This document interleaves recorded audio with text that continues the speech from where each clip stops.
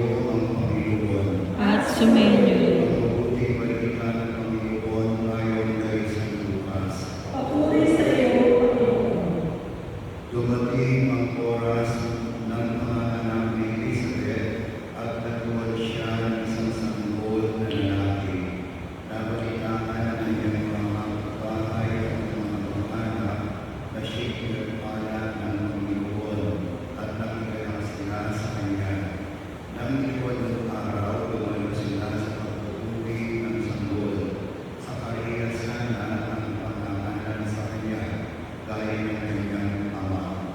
Ngunit sinabi ng kanyang ina, hindi, Juan ang pangangalan sa kanya. Subalit wala isang man sa inyong mga mag-anak ang may kanyang pangalan, di kanila. Kaya nilimutan nila ang kanyang ama at tinanong kung ano ang ibig itawag sa sanggol. Humingi siya ng masusulatan at sumulat ng ganito, Juan ang kanyang pangalan. At namangha silang lahat. Pagdari nakapagsalita siya at nagpuri sa Diyos, natakot ang lahat ng kanilang kapitbahay. Ano ba't naging usap-usapan sa buong kabuluhan ng Judea at ng mga bagay na ito.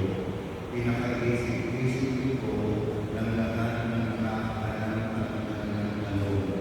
Magiging ano kaya ang bahay ito sapagkat maliwanag na sumasakanya ang Panginoon. Lumaki ang bata at naging malakas ang kanyang espiritu. Siya'y bumiyar sa